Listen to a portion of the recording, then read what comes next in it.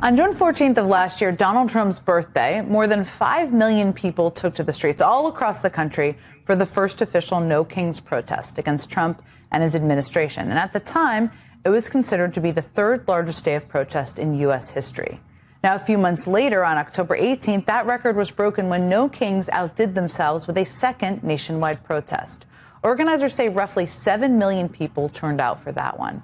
And now, as I'm sure you're aware, No Kings is gearing up for their third and potentially largest protest yet. Tomorrow, Saturday, March 28th, over 3,000 protests, 3,000 protests are planned for all across the country. It is no secret that more Trump acts like an authoritarian, the more he acts like an authoritarian, or a king for that matter, the more Americans of all stripes feel like they need to stand up against it. It's why you see demonstrations like the one outside the Kennedy Center today in Washington, D.C. Artists, musicians, writers, all speaking out against attacks on the First Amendment. And one of the organizers was the legendary actor and longtime activist Jane Fonda, who issued a very clear warning about what's at stake right now. I want to say that the First Amendment suffers greatly in times of war as the government works to crush internal dissent. Our parents, our forefathers fought and died for these rights, for these freedoms. We must not sit by quietly and watch them taken away. If we wait to act, if we hesitate out of fear or the feeling that it doesn't affect us, it may be too late. Joining me now is the one and only Jane Fonda, actor, activist, and founder of the Modern Committee for the First Amendment. Jane Fonda, it is such a pleasure to be speaking with you. I watched your event today. We all watched your event today. And I should note for the audience, you were in Washington, D.C. today, speaking outside the Kennedy Center for an event, that's one I'm referring to, in defense of free expression. So tell us about the event and the message you were really trying to get across to people watching.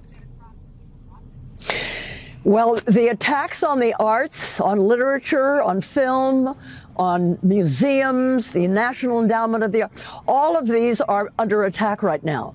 They're being defunded, they're being censored, they're being removed.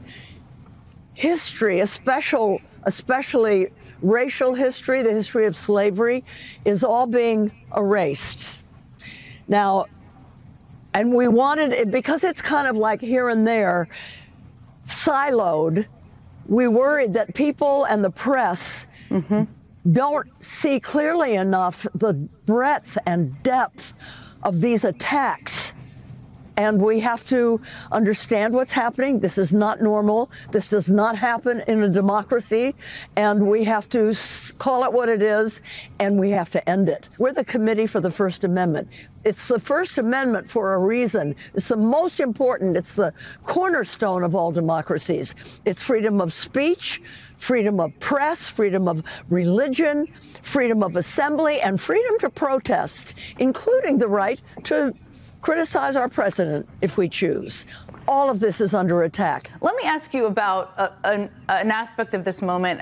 It's so challenging, but that is, I think, positive, which is the reaction, the activism we've seen out there. You have been an activist for so many years, and we are now, tomorrow, the No Kings protest may be very well the biggest one yet we've seen during the Trump administration. You're going to be appearing at the flagship rally in St. Paul. Why do you think the No Kings movement specifically has been really able to galvanize and energize so many people thus far? People feel desperate. People are, I mean, we're the majority. We are. So we have to act like it. And they're not sure what to do. So the No Kings, these rallies are fun. They're like a festive, you know, and it's like dipping your toe in. It's a first step. And so we should all go tomorrow, but we shouldn't just go. We should bring 5 people. Bring people that we know that have never been to a protest. It's like a first step. You know, you meet new friends, you build community. It's very important. Because it's not affecting his pocketbook, Trump maybe doesn't care about the No Kings, but we do. It's important that we see how big our numbers are. It's creating a community, I think, that so many people need. You became an activist, as I think anybody watching knows, but just to remind people, during the anti-war and civil rights movements, which were both, of course, very violent, incredibly tumultuous times in our nation's history. But last year you described the second Trump administration as the most frightening time of your life. Just level set for people. What sets it apart from what you've seen over your lifetime of activism? Well, I'm speaking from the vantage point of a white person.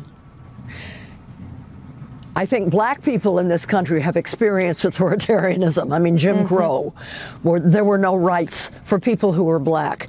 This is the first time in the history of the United States that an authoritarian regime has broken through. And worldwide, historians who study these things, they all agree it has never happened so fast in any industrialized democracy. He is moving to consolidate very, very fast, which means that right now we have to use the tools we have to stop it. You hear a lot from people, and you may hear this: I'm so tired. I fought during the first Trump administration. I just don't know if I have more in me. Even though there are so many millions of people out there, give us some advice. Give us a little quick pep talk for people out there who feel tired, given the longevity you've had as an activist over the course of your life. I don't know if I'm going to do that, but I'll tell you something. I am so grateful that I'm alive right now. This is such an important time to be alive because it's in our hands. We can save the future. And I say, and it's literal save the future, because this guy, it takes a bath in fossil fuels. The climate is being forgotten about. We are facing an existential climate crisis, and fossil fuels are everywhere with this guy. So we're fighting two existential fights, and they're very connected.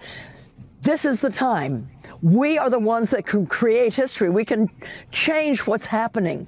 We are the majority. We don't have a lot of time. So how exciting to be a grown-up person right now, to be able to be part of this. Because history, this has never happened before, which means that history is going to be very much on top of this. They're going to know who was on which side. I don't want to be judged by history and by my children and grandchildren of not having done all I can. Everybody has a role. Carpenters in Minneapolis are repairing the doors that ICE, pushed down. People babysitting, helping. There's a woman who's just given birth that gives her breast milk to the immigrant child next door because the mother has been taken away. I mean, neighboring has become the way to change the world. Neighboring is the new word that the Twin Cities has put into the lexicon of resistance. Get to know your neighbor. Reach your arms out. Bring in people that you may not fully agree with. It doesn't matter. As long as you believe in freedom, the right to speak, the right to express yourself, even if you don't agree with it. This is a new possible world. People are angry right now. The majority of people are fed up with the chaos and terror and disruption and economy that's happening. We can change it. We can, but we have to do it together. Don't do it by yourself. Strengthen numbers. Join an organization. Join a church. It can be a synagogue. It can be the neighborhood. But study what's happening in Minneapolis and make it happen where you are. Jane Fonda, you may not have intended a pep talk, but I think for any 22, 32, 42, 52-year-old watching that, put it in their veins. That was such a dose of hope and, hopefully prompting some people to be active. Thank you for being here. I'm 88. Thank you for what you do. I'm not tired because I'm so excited. I know. You're making, I think you're making everybody watching plan. They're looking up how to get involved tomorrow. I'm so grateful you could be here with us. Thank you again for everything you've done and just for joining us. Tomorrow and beyond. Yes, absolutely. Thank you.